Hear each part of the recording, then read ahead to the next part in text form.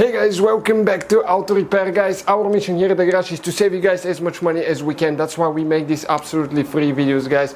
Let's go ahead and start on it now.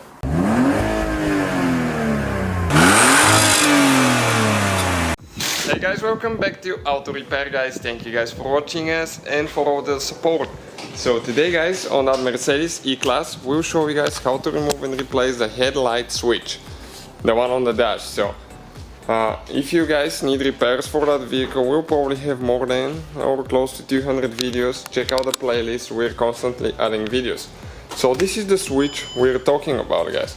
If yours is not working, if it needs to be replaced because it's scratched or something, we'll show you how to do that now.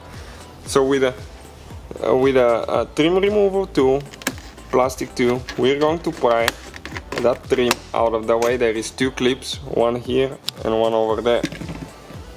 Next we need to get T25 bit, okay, and there is a bolt, okay, right here, that you need to remove.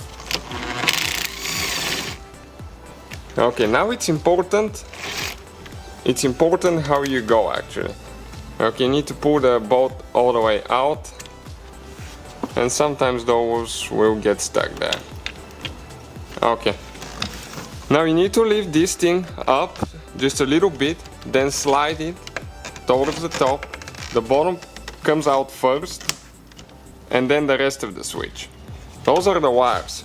So now right here, this black thing, you need to push in, and when you push in, you're going to slide this thing over it. Okay, and the wires are out. So this is, guys, the headlight switch on Mercedes W211. That's how you remove it. Thank you guys for watching. Please subscribe.